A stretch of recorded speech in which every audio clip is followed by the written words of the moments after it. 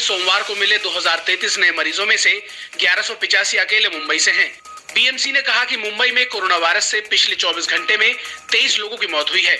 इसी के साथ अकेले मुंबई में कोरोना वायरस संक्रमण के मामलों की संख्या 21,152 पहुंच गई, जबकि अब तक कुल 757 लोगों की जान जा चुकी है। बीएमसी ने बताया कि मुंबई के धारावी इलाके में भी कोरोना वायरस का प्रसार जारी है।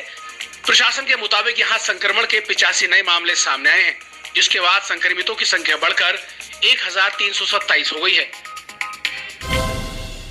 लॉकडाउन पार्ट 4 में केंद्र सरकार ने राज्यों को अपने हिसाब से छूट निर्धारित करने की आजादी दी है, जिसके मद्देनजर केजरीवाल सरकार ने भी दिल्ली को लेकर गाइडलाइंस जारी कर दी, जिसके मुताबिक दिल्ली में सभी सरकारी और निजी दफ्तर खुलेंगे। लोगों को दफ्तर और किसी काम के लिए जाने में सुविधा हो, इसीलिए डीटीसी बसें भी चलेंगी, लेकिन शर्त ये है कि उसमें केवल 20 लोग ही बैठेंगे।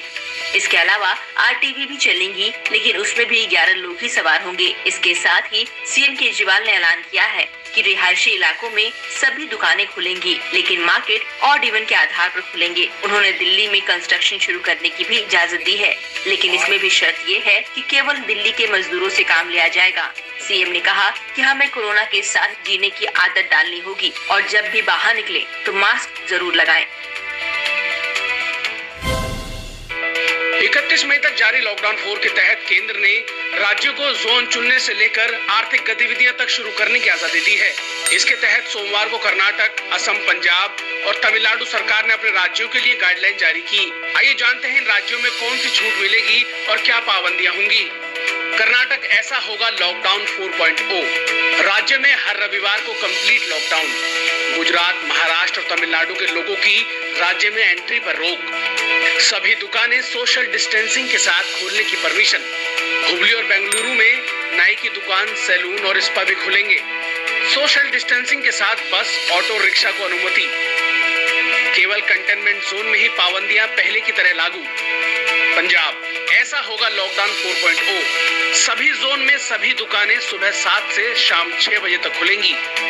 तीनों जोन में ऑटो और रिक्शा चलाने की भी अनुमति मिलेगी।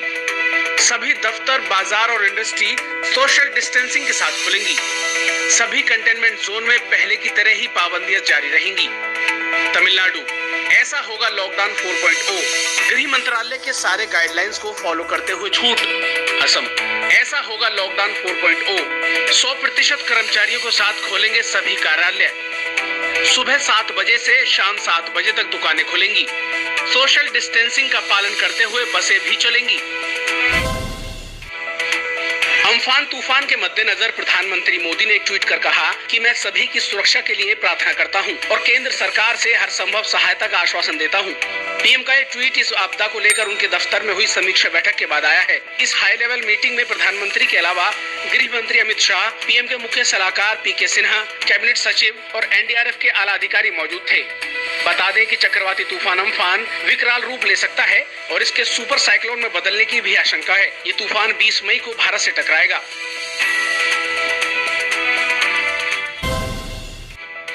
पाकिस्तान के आतंकी ठिकानों पर वायुसेना प्रमुख आरकेएस भदौरिया ने कहा कि भारतीय सेना पीओके में आतंकी कैंपों पर कार्रवाई करने के लिए 24 घंटे मुस्तैद है।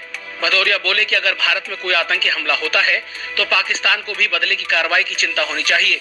पाकिस्तान को इस चिंता से मुक्त होना है तो उसे आतंकवाद को बढ़ावा देने वाली सभी गतिविधियों को तुरंत रोक देना चाहिए। चीन की तरफ से हवाई सीमा उल्लंघन पर भदौरिया ने कहा कि भारत इन सभी गतिविधियों पर पैनी नजर रखे हुए है और हम जरूरत पड़ने पर उचित कार्रवाई भी करते हैं। प्रियंका गांधी के दफ्तर की तरफ से यूपी सरकार को 1000 बसों का ब्यौरा भेज दिया गया है।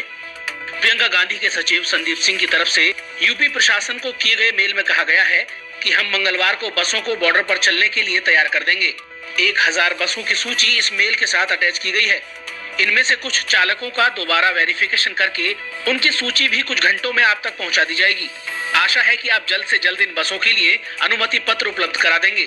प्रियंका गांधी की तरफ से पलटवार यूपी सरकार के उस वार का परिणाम है जिसमें उसने कांग्रेस पार्टी से 1000 बसों की डिटेल्स मांगी थी। लॉकडाउन के बीच केंद्र सरकार द्वारा जारी 20 लाख करोड़ का आर्थिक पैकेज शेयर बाजार को रास नहीं आया। सप्ताह के पहले कारोबारी दिन यानी सोमवार को बाजार गिरावट के साथ खुला और लाल निशान में ही बंद हुआ। सेंसेक्स 1068 अंक नीचे गिरकर 30,028 पर बंद हुआ, तो वहीं निफ्टी 313 अंकों की गिरावट के साथ 8,823 पर बंद हुआ। सेंसेक्स पर बढ़ने वाले प्रमुख शेयरों में सिप्ला, टीसीएस, भारती इन्फ्राटेल, इन्फोसिस और आईटीसी शामिल रहे, जबकि गिरने वाले मुख्य शेयरों में Eicher Motors, UltraTech Cement, Axis Bank, Zee Entertainment प्रमुख रहे। दुनिया भर में कोरोना वायरस को फैलाने का दंश झेल रहे चीन ने इससे लड़ने के लिए $2 बिलियन यानी करीब 15,166 करोड़ रुपए की रकम देने का ऐलान किया है। ये पैसा उन देशों को दिया जाएगा जो कोरोना की महामारी से जूझ रहे हैं। सोमवार को वर्ल्ड हेल्थ ऑर्गेनाइजेशन की एक मीटिंग की ओपनिंग सेरेमनी के दौरान चीन के राष्ट्रपति शी जिनपिंग ने इसका ऐलान किया। उन्होंने वीडियो कॉन्फ्रेंसिंग के जरिए इस मीटिंग को संबोधित किया। इस दौरान शी ने कहा कि ये सारी रकम 2 वर्षों के दौरान दी जाएगी। इसके अलावा चीनी राष्ट्रपति ने यह भी कहा कि अगर कोरोना की वैक्सीन बन जाती है तो पूरी दुनिया की जनता का ख्याल रखने के लिए सभी को उपलब्ध करा।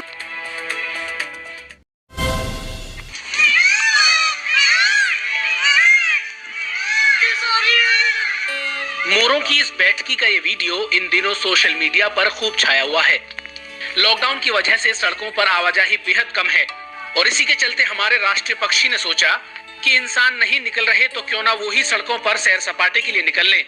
इस वीडियो को आईएफएस ऑफिसर प्रवीण कासवान ने शेयर किया है और अब तक हजारों की संख्या में लोग इसे देख चुके हैं।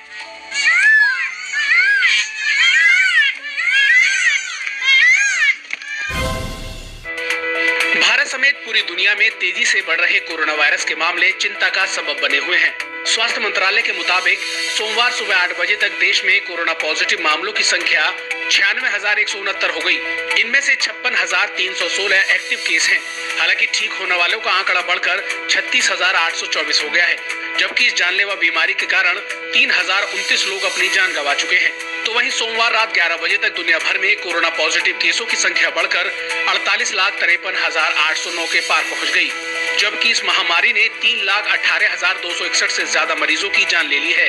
हालांकि अब तक पूरी दुनिया में 18,82,853 से ज्यादा लोग इस बीमारी से रिकवर भी हुए हैं।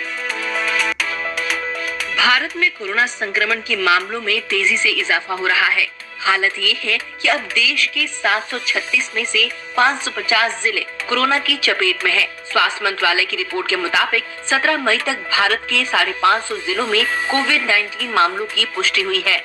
खास बात यह है कि मात्र एक हफ्ते पहले 370 जिले ही कोरोना संक्रमित थे। मतलब एक हफ्ते में 180 नए जिलों में संक्रमण फैला, जो गंभीर चिंता का सबब है। इसके अलावा ग्रामीण क्षेत्रों में भी संक्रमण के मामले लगातार बढ़ते जा रहे हैं। बिहार, झारखंड, बंगाल, उड़ीसा, मध्य प्रदेश, राजस्थान और यूपी में सबसे ज्यादा प्रभावित जिलों की संख्या बढ़ी है। वहीं इन जगहों पर पर्याप्त मेडिकल सुविधा का न होना परेशानी को और बढ़ा सकता है। देश भर में नए नियमों के साथ लॉकडाउन 4.0 लागू हो चुका है। नए नियमों के मुताबिक देश में जिन हिस्सों में कंटेनमेंट जोन घोषित किया गया है, वहां पूर्ण रूप से लॉकडाउन जारी रहेगा। वहीं बाकी के इलाकों में नए नियमों के तहत काम शुरू होगा। वहीं इस बार राज्य को ये अधिकार दिया गया है कि वो रेड, ग्रीन और ऑरेंज जोन की परिभाषा खुद तय करे। वहीं गृह मंत्रालय ने साफ कर दिया है कि लॉकडाउन 4.0 के दौरान शाम 7 बजे से सुबह 7 बजे तक कर्फ्यू रहेगा और इस बीच जरूरी सेवाओं के अलावा किसी को बाहर निकलने की अनुमति नहीं होगी। देश में सोमवार से लॉकडाउन 4 की शुरुआत हो गई है। लॉकडाउन का चौथा चरण 31 मई तक लागू रहेगा, लेकिन केंद्रीय स्वास्थ्य मंत्रालय द्वारा सोमवार सुबह जारी आंकड़े हैरान कर देने वाले हैं। देश में पिछले 24 घंटों में कोरोना संक्रमित मरीजों के 5,242 मामले सामने आए हैं, जो एक दिन में अब तक सबसे ज्यादा मामले हैं। वहीं पिछले 24 घंटों में 157 लोगों की मौत हुई है। अब भारत में कोरोना रोगियों की संख्या 96,169 तक पहुंच गई है। वहीं मरने वालों की संख्या 3,029 हो गई है। हालांकि ठीक होने वालों का आंकड़ा बढ़कर 36,824 हो गया है। इससे पहले शनिवार से रविवार के बीच 24 घंटों के दौरान करीब 5,000 लोग कोरोना संक्रमित हुए हैं। देश में सबसे ज्यादा प्रभावित राज्य महाराष्ट्र है। यहाँ अब तक 33,053 लोग संक्रमित हो चुके हैं। वहीं 7,688 लोगों की मौत हुई है। इसके बाद गुजरात का हाल भी बेहाल है। यहाँ 11,379 संक्रमित मामले हैं और 4,499 लोग अपनी जान गंवा चुके हैं। वैसे उत्तर भारत के लगभग सभी राज्यों में कोरोना के केस में लगातार इजाफा हो रहा है। ओडिशा सरकार के मुताबिक एम्फान तूफान के मद्देनजर सोमवार शाम तक वो करीब 60,000 लोगों को सुरक्षित स्थानों तक पहुंचा चुकी है। राज्य के अधिकारियों ने बताया कि तूफान की जद में आने वाले क्षेत्रों में Odisha disaster rapid action force के 1000 कर्मी तैनात किए गए हैं। सरकार के मुताबिक मुख्यमंत्री नवीन पटनायक लगातार स्थिति पर नजर बनाए हुए हैं और समय समय पर अधिकारियों के साथ हालातों की समीक्षा कर रहे हैं। कोरोना संकट के बीच चक्रवाती तूफान अम्फान लगातार तट की तरफ आगे बढ़ रहा है। इस चक्रवात के ओडिशा और पश्चिम बंगाल तट से टकराने की आशंका है। ऐसे में अम्फान के बढ़ते खतरे को देखते हुए एनडीआरएफ ने ओडिशा और पश्चिम बंगाल में अपनी 17 टीमें तैनात कर दी हैं।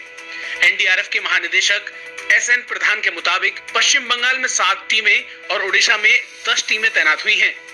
मौसम विभाग की रिपोर्ट के मुताबिक चक्रवात अम्फान बंगाल की खाड़ी में एक तीव्र चक्रवाती तूफान में तब्दील हो रहा है और संभवतः अगले 24 घंटे में यह अत्यंत भीषण चक्रवाती तूफान में बदलकर 20 मई तक पश्चिम बंगाल और बांग्लादेश के तट से गुजरने की संभावना है।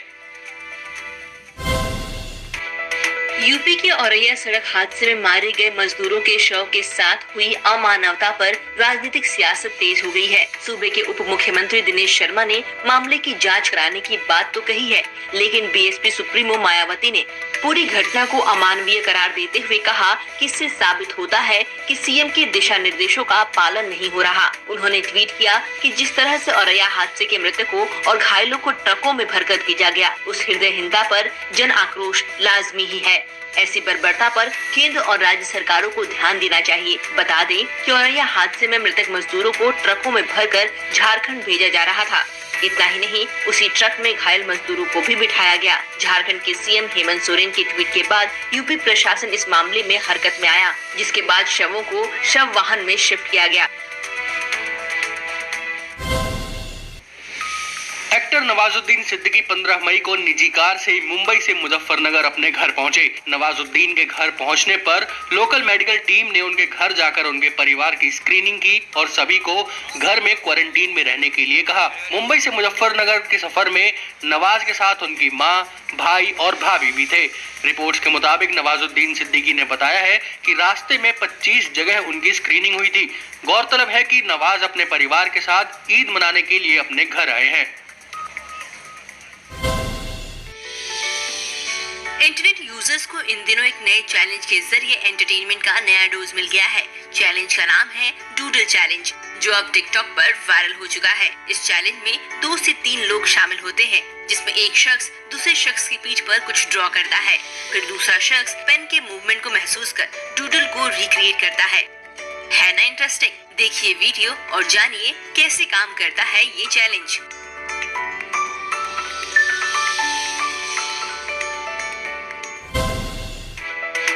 हांगकांग में लोकतंत्र की लड़ाई एक बार फिर सुर्खियों में है। अब चीनी राष्ट्रगान को लेकर हांगकांग विधान परिषद में पेश एक बिल पर बवाल हो गया। दरअसल इसके पास होने के बाद देश में चीनी राष्ट्रगान का अनादर करना अपराध की श्रेणी में आ जाएगा। इसके खिलाफ लोकतंत्र समर्थक नेताओं ने मोर्चा खोल दिया, लेकिन विधान परिषद में चीन के बढ़ रहे दबदबे के बाद लोकतंत्र समर्थक नेताओं को जबरन सदन से बाहर निकाला गया। इस दौरान दोनों पक्षों में जमकर हाथापाई होने से माहौल तनावपूर्ण हो गया। कोरोना को लेकर सख्तियों के मद्देनजर न्यूजीलैंड की प्रधानमंत्री को अपने ही देश के एक अदना से रेस्टोरेंट में रुस्वा होना पड़ा। दरअसल हुआ यूं कि प्रधानमंत्री जेसिंडा आर्डर्न अपने पार्टनर के साथ जब एक कैफे में पहुंची तो सोशल डिस्टेंसिंग का पालन करते हुए कैफे मैनेजर ने उन्हें अंदर आने से मना कर दिया। कैफे के मैनेजर ने पीएम को कहा कि जैसे ही कोई सीट खाली होगी उन्हें ऑफर कर दी जाएगी। रिपोर्ट के मुताबिक पीएम को करीब 45 मिनट के इंतजार के बाद बैठने की जगह मिली। इजराइल से भारत की मित्रता जग जाहिर है। यही वजह है कि इजरायली प्रधानमंत्री नेतन्याहू ने अपने भारतीय काउंटर पार्ट मोदी से मिले बधाई संदेश के बदले धन्यवाद कहने में तनिक भी देर नहीं की। दरअसल इजराइल में कई महीनों की राजनीतिक हलचल के बाद जब नेतन्याहू के नेतृत्व में गठबंधन की सरकार बनी तो मोदी ने उन्हें ट्वीट कर बधाई दी और दोनों देशों के बीच मित्रतापूर्ण संबंधों को मजबूत बनाने को लेकर प्रतिबद्धता जाहिर की। नेतन्याहू को 5वीं बार सरकार बनाने के लिए बधाई देते हुए प्रधानमंत्री नरेंद्र मोदी ने ट्वीट अंग्रेजी और हिब्रू भाषा में किया। जवाब में नेतन्याहू ने लिखा, प्रिय मित्र भारत को धन्यवाद, हम दोनों देशों के महत्वपूर्ण संबंधों को मजबूती देना जारी रखेंगे। बता दें कि इजराइल में रविवार को बेंजामिन नेतन्याहू के नेतृत्व में नई सरकार ने शपथ ली है। चीनी अरबपति और अलीबाबा कंपनी के संस्थापक जैक मा ने सॉफ्टबैंक ग्रुप कॉरपोरेशन के बोर्ड से इस्तीफा दे दिया है। रिपोर्ट्स की माने तो जापानी टेक्नोलॉजी कंपनी के ऑफिस साझेदारी उद्यम जैक मा ने इस्तीफा दिया। हालांकि कंपनी ने उनके इस्तीफे की वजह नहीं बताई। बता दें कि साल 2007 में वो सॉफ्टबैंक के बोर्ड में शामिल हुए थे। बहरहाल सॉफ्टबैंक ने अलीबाबा कंपनी में काफी निवेश किया हुआ है। बीते 4 हफ्तों में रिलायंस जियो को उसका चौथा निवेशक मिला है। रिलायंस ने जानकारी सार्वजनिक की है कि अमेरिका की निवेशक फर्म जनरल अटलांटिक ने जियो के 1.34% की हिस्सेदारी खरीदी है, जिसके लिए उसने रिलायंस को 6600 करोड़ रुपए दिए हैं। इससे पहले फेसबुक, सिल्वर लेक और विस्टा इक्विटी पार्टनर्स ने करीब 60,000 करोड़ रुपए जियो में निवेश किए थे। Budget smartphone Redmi Note 8 Pro अब ई-कॉमर्स साइट फ्लिपकार्ट से भी खरीदा जा सकेगा। इससे पहले केवल Amazon इंडिया और Xiaomi की आधिकारिक वेबसाइट से बेचा जा रहा था।